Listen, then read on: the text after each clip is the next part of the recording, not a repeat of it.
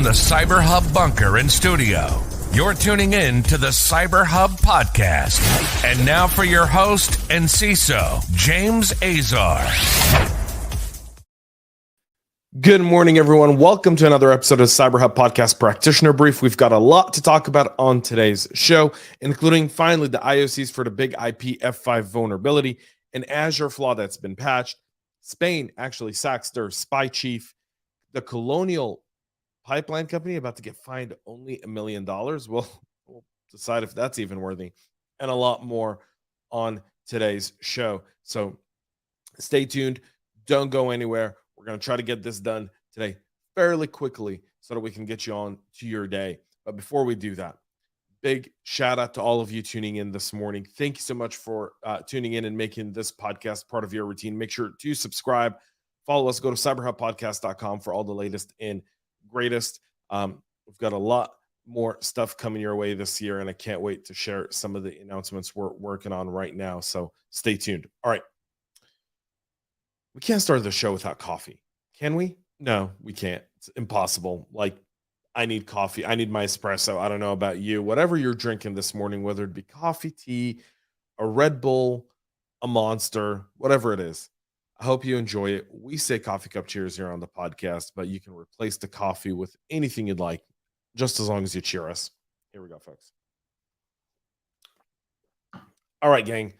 Let's get into what's going on with, first of all, the technical details and the indicators of compromise have been released to help defenders deal with the actively exploited F5 big IP vulnerability. Track the CV 2022-1388.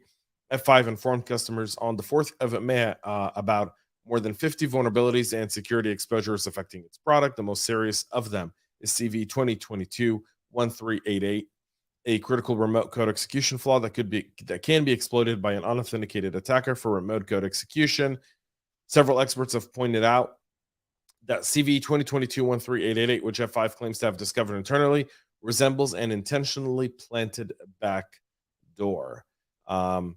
POC's exploits are now widely available, and attacks appear to be on the rise. There only appears to be a relatively small number of exposed big IP instances. Some say there are roughly 1,000, while others put the number at 2,500. However, the vulnerability could also be exploited by someone who has access to the targeted organization's network.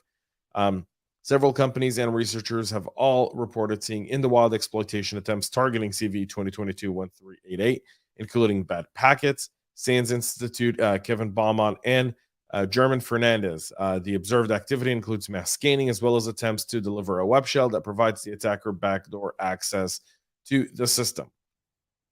There are some unconfirmed reports that this has started in April. No proof of that yet, so we're not going to jump into that rush.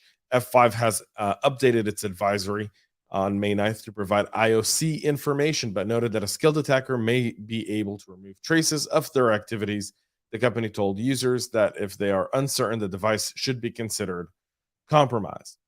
If there's a doubt, then there is no doubt. Get rid of it, replace it, do something else. Microsoft has also released a fix for the Azure Flaw that allows an RCE attack. Microsoft has released security updates to address the security flaw affecting Azure Synapses and Azure Data Factory pipelines that could let attackers execute remote commands across integration runtime infrastructure.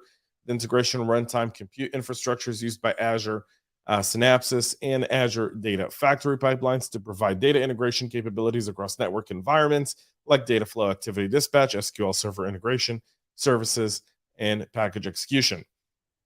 The vulnerability tracked the CV 2022-29972 and dubbed Synlapse by Orca Security's Tzach Bahima was mitigated on April 15th with no evidence of exploitation before fixes were released. So the vulnerability was found in the third-party ODBC data connector. It's now been patched. So Azure is saying customers using Azure Cloud who host their own on-premise with auto updates turned on don't need to take any further action. It's already been done for them. However, if you haven't done that, then you need to go in and do the update yourself. QNAP patches a critical vulnerability in network surveillance products. The Taiwanese network attached storage solution provider QNAP Systems on Friday announced patches for a critical vulnerability impacting some of its network surveillance product. Tracked as CV 2022-27588. The security hole could allow a remote attacker to execute arbitrary commands on vulnerable devices, according to the company. QNAP says only VS Series and VR devices running QVR are impacted and that the issue was addressed with the release of QVR 5.1.6 build 2.0.2.2.0.4.0.1. The manufacturer encourages all users to update their systems to the latest release. So make sure you get your QNAP devices updated. Also, criminals are now hiding malware in Windows event logs. Security researchers have noticed a malicious campaign that used Windows event logs to store malware, a technique that has not been previously documented publicly for attacks in the wild. The method enabled the threat actor behind the attack to plant fileless malware in the file system in an attack filled with techniques and modules designed to keep the activity as stealthy as possible. Kaspersky collected a sample of the malware after being a company product equipped with technology for behavior-based detection and anomaly control identified it as a threat on a customer's computer. The investigation revealed that the malware was part of a very targeted campaign and relied on a large set of tools, both customs and commercially available. One of the most interesting parts of the attack is injecting shellcode payloads into Windows event logs for the key management services, an action completed by a custom malware dropper. Dennis Legazzo, lead security researchers at Kaspersky, says this method has been used for the first time in the wild during a malicious campaign. The dropper copies the legitimate OS error handling file, werfault.exe, to the C Windows tasks, and then drops an encrypted binary resource to the wer.dll in the same location for DLL search order hijacking and load malicious code.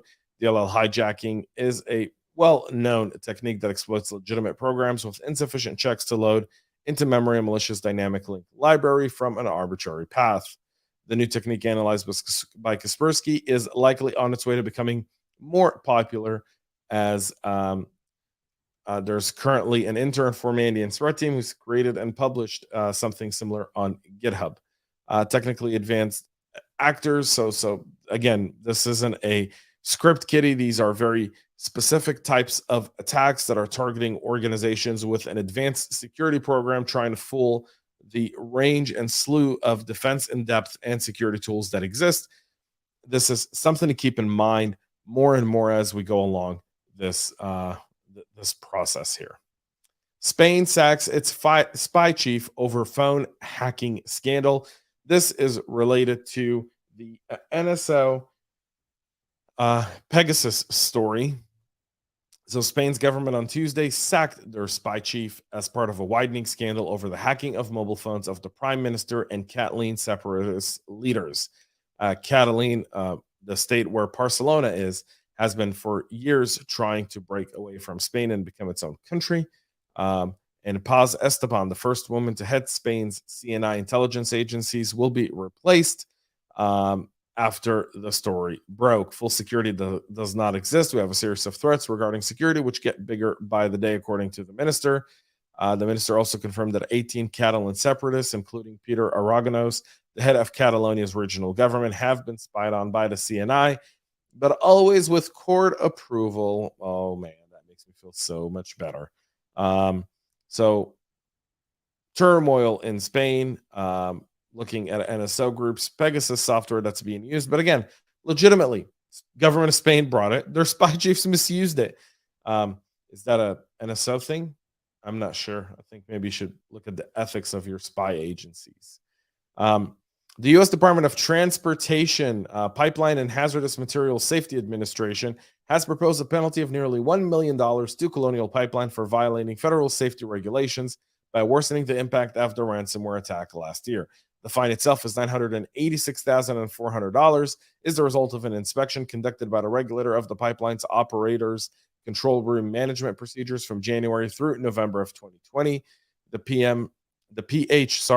MMSA said that the probable failure to adequately plan and prepare for manual shutdown and restart of its pipeline system contributed to the national impacts when the pipeline remained out of service after the May 2021 cyber attack. Allegedly they paid $4.5 million in ransom and another $1 million in fine. But then we're all still paying $5 a gallon at the pump. So, I think they got off cheap. And finally, our last story of the day is tech trade groups come out against Indian cybersecurity law over reporting mandate. A technology trade group that represents Apple, Google, Microsoft, and other tech giants have come out against a new directive from the Indian government mandating companies report cybersecurity incident to CERT India within 6 hours of an incident. On April 28th, the Indian government updated Section 7B of the Information Technology Act 2000 to add several measures, including service providers, intermediaries, data centers, companies, and government organizations of 6 hours to report a range of intrusions to CERT-IN.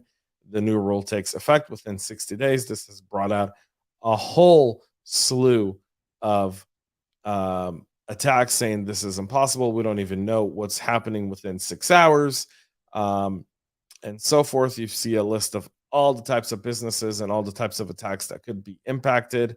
ITI, which is more than 100-year global tech trade associations, whose members include some of the largest companies, including Google, Microsoft, Adobe, Visa, came out fiercely against the new rule, arguing that it's impossible and should be extended to 72 hours. And the scope of the reportable incident is far too broad, given probes and scans are everyday occurrences within that system. So we'll see how India deals with this, but reporting in 6 hours seems insane, even to me. And I think if they want to actually get this, they should focus on building a private-public partnership and really expanding the way CERT operates within organizations rather than just being a reporting mechanism.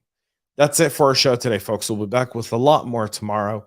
Until then, make sure you check out cyberhubpodcast.com and tune in tomorrow right here, 9 a.m. Eastern time with the latest. Till then, have a great rest of your day and stay cyber safe. We love feedback, so make sure to connect with us on social media and subscribe to our podcast on your favorite podcast